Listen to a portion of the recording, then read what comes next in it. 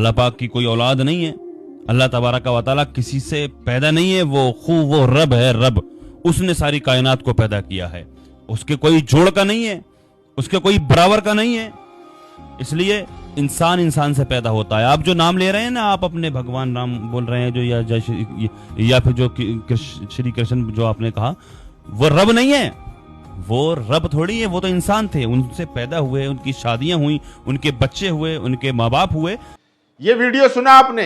ये मौलाना मारूफ रजा खान है, इन्फ्लुएंसर हैं, सोशल मीडिया पर इस्लामिक नॉलेज की वीडियोस बनाते हैं। इनके इस बयान को लेकर इनकी गिरफ्तारी हो चुकी है बरेली में। सोचिए इन्होंने क्या कहा। इन्होंने कहा कि ईश्वर जो है, अल्लाह ईश्वर, उसको न किसी ने जना है, यानी कि उसको पैदा किसी ने नहीं किया है, ना ही उसका कोई बेटा है। ईश्वर इंसान नहीं है, वो इन सबसे ऊपर की चीज है। इसी को लेकर जो है इनकी गिरफ्तारी हो चुकी है, क्योंकि कुछ लोगों की भावनाएं आहत हो गई थी। सोचिए इस देश में, खासकर उत्तर प्रदेश में, मोहम्मद मुस्तफ़ा सल्लल्लाहु अलैहि वसल्लम के बारे में क्या नहीं कहा गया, किस तरीके की भद्दी भद्दी शब्दों का इस्तेमाल किया गया, बार बार उनको लेकर मजाक बनाया गया, कभी उनकी गिरफ्तारी नहीं हुई है। और सोचिए अब दूसरी खबर देखिए, ये यूपी के देवरिया से है, जहां पर लब्बैक या हुसैन के झंडे लगे हुए थे। उसको लेकर 3 लोगों की गिरफ्तारी हो चुकी है। झंडों में तलवार और AK-47 जैसा झंडा बना हुआ था।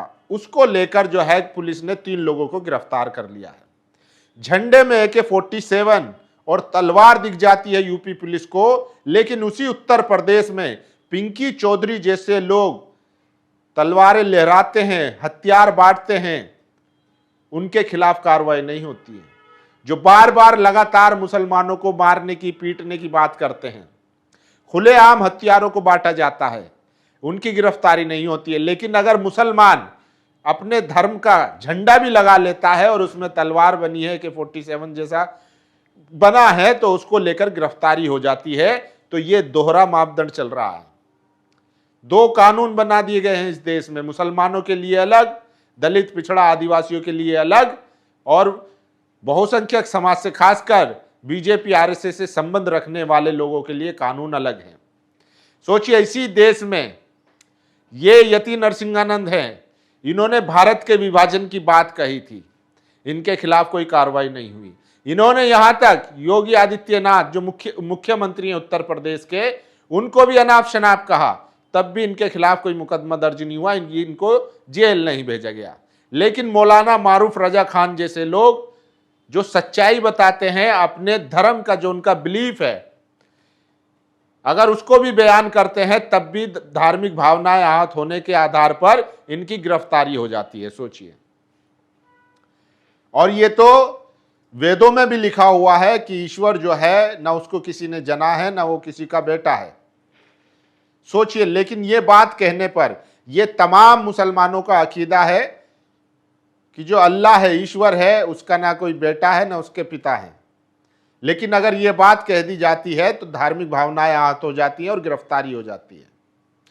वहीं अगर आप अपने घर पर लब्बैक या हुसैन का झंडा भी लगा लेते हैं, तब भी आपको जेल में डाल दिया जाता है। जबकि इसी प्रदेश में, इसी देश में खुलेआम हथियार लहराए जाते हैं, लोगों पर हमले किए जाता है, तलवारें बांटी जाती हैं, उन लोगों की गिरफ्तारियां नहीं होती। अगर गिरफ्तारियां हो भी जाती है दबाव में आकर, मुकदमा दायर हो भी जाता है दबाव में आकर, तो उनको 1-2 दिन में जमानत मिल जाती है। अब सोचिए, मारूफ रजा खान जो इन्फ्लुएंसर हैं, वो अवेयरनेस फैला रहे थे, वो तौहीद बता रहे थे कि तौहीद क्या है और उनका अकीदा क्या है, लेकिन इस बात के लिए इनको गिरफ्तार कर लिया गया है। सोचिए, ये इसी देश में हैं और आरोप लगाया कि धार्मिक भावनाएं आहत हो गई।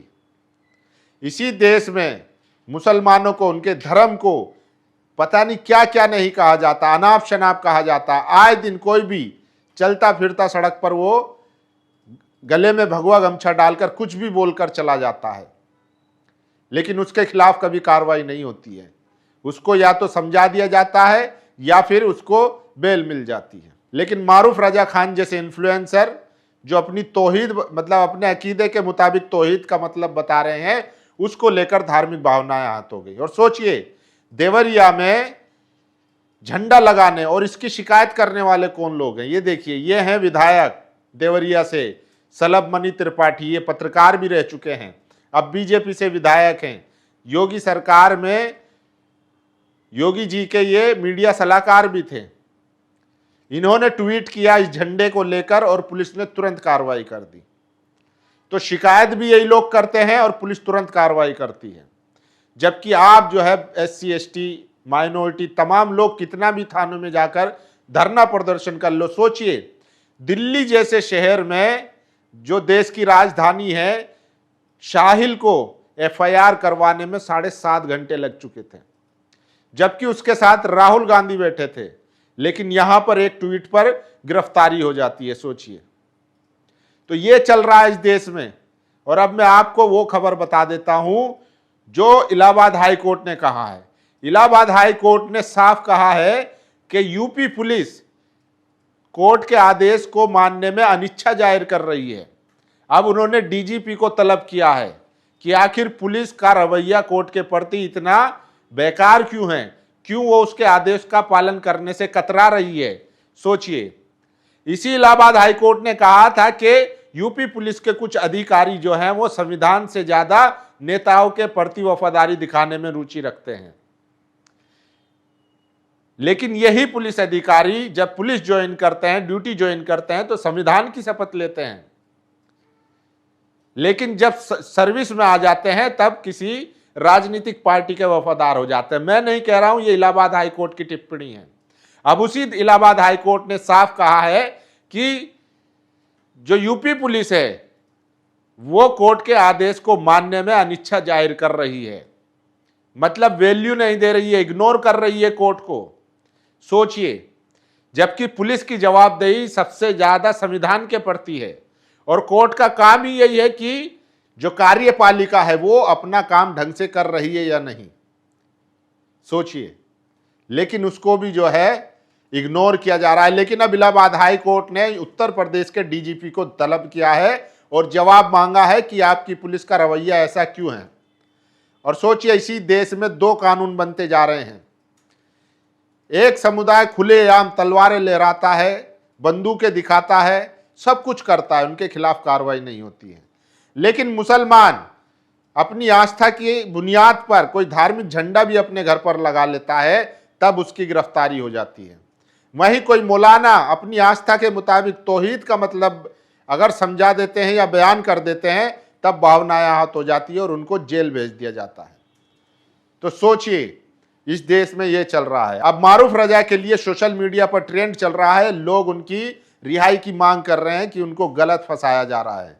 तो मैं आपको लोगों की प्रतिक्रिया भी बता देता हूं और देवरिया की वो खबर भी बता देता हूं जिसमें सलभ मणि त्रिपाठी ने ट्वीट की है कि आखिर किस तरीके से एक मुस्लिम परिवार को जो है झंडा फहराने पर फंसा दिया गया है। ये देखिए, उत्तर प्रदेश के देवरिया में झंडे को लेकर विवाद, एक घर पर लगे काले झंडे या हुसैन अस्सलाम लिखा था। आरोप है कि इन शब्दों की आकृति AK-47 जैसी दिखाई दे रही थी। वीडियो सामने आने के बाद पुलिस ने झंडा बनाने वाले पेंटर मोबिन समेत 3 लोगों को गिरफ्तार किया है। मामले में पुलिस आगे की कार्रवाई कर रही है। सोचिए, मतलब झंडे पर बने ऐसे अल्फाजों से जिसमें AK-47 की आकृति दिख रही है, उस पर गिरफ्तारी हो जाती है। लेकिन इसी प्रदेश में तलवारें बांटी जाती हैं, हथियार बांटे जाते हैं और साफ तौर पर कहा जाता है कि इनको हमें खत्म करना है, मुसलमानों को, उनकी गिरफ्तारियां नहीं होती हैं। और सोचिए,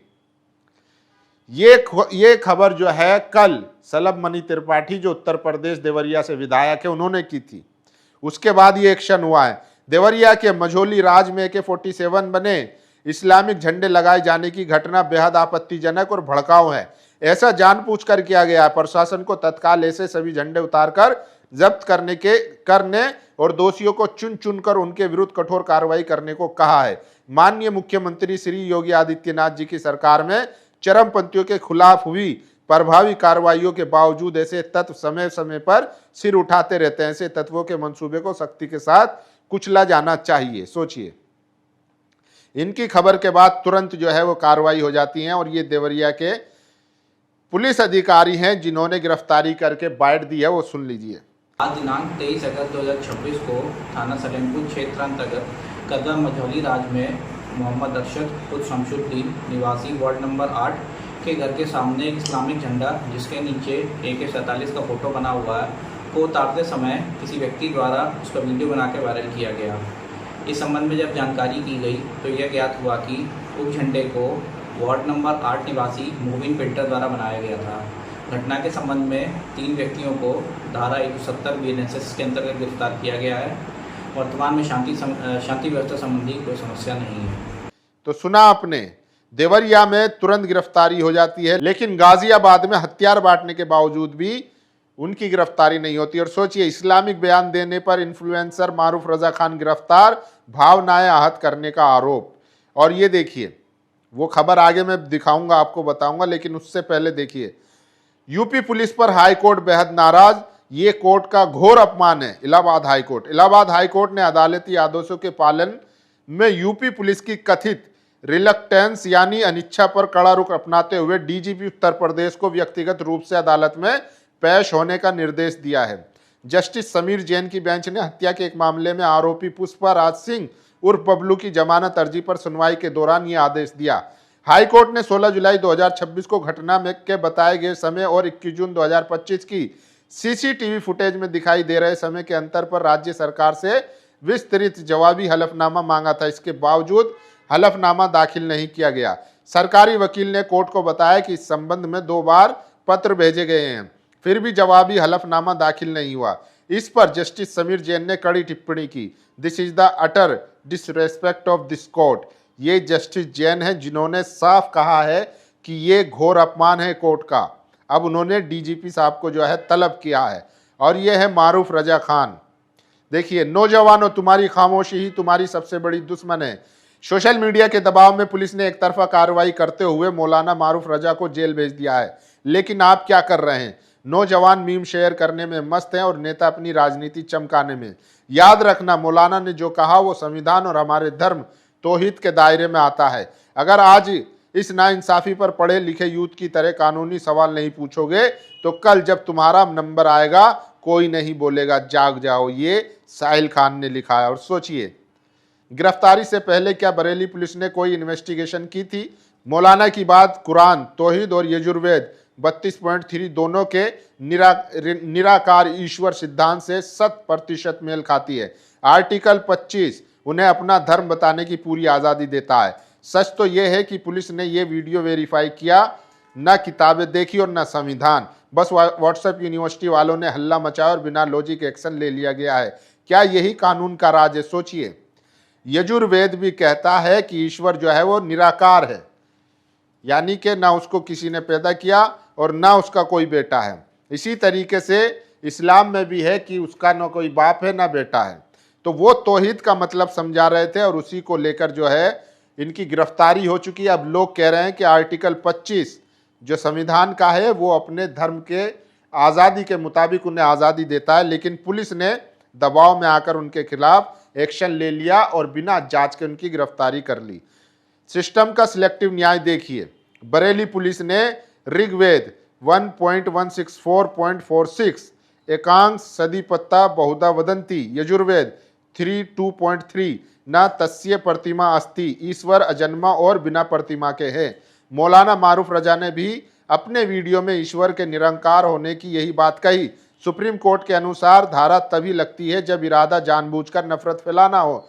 क्या अपने धर्म का सिद्धांत बताना जो वेदों से भी मेल खाता है अब अपराध है, या FIR सिर्फ नाम देखकर लिखी जाती है? तो लोग सवाल उठा रहे हैं कि मुसलमानों के लिए कानून अलग है और दूसरे लोगों के लिए अलग है, जबकि इस देश में खुलेआम समाज को बांटने की, देश को तोड़ने की, एक समुदाय के नरसंहार की बात कही गई, उनके खिलाफ कार्रवाई नहीं हुई। वहीं मौलाना अपने तौहीद के अकीदे के मुताबिक एक बयान दे रहे हैं जिसकी इजाज़त इस देश का संविधान भी देता है। और सोचिए, वही बात ऋग्वेद में भी है, लेकिन उनकी गिरफ्तारी कर ली गई क्योंकि लोगों को पता नहीं है। व्हाट्सएप यूनिवर्सिटी पे फॉरवर्ड मैसेज आते हैं और उसी को आगे करते हैं, उसी पर हंगामा किया। और पुलिस ने देखिए बिना वेरीफाई किए, बिना इन्वेस्टिगेशन किए उनको गिरफ्तार करके जेल भेज दिया है। बाकी आप लोगों की क्या राय इस पूरी खबर पर, अपनी राय जरूर दीजिए। शुक्रिया। नेशनल दस्तक की आपसे गुजारिश है कि अगर इसको बचाना चाहते हैं तो नेशनल दस्तक को सब्सक्राइब करने के लिए रेड कलर के सब्सक्राइब बटन को दबाएं, फिर बेल आइकन की घंटी दबाएं। नेशनल दस्तक को बचाने के लिए बहुत जरूरी है कि हर खबर को शेयर करें, लाइक करें, कमेंट जरूर करें।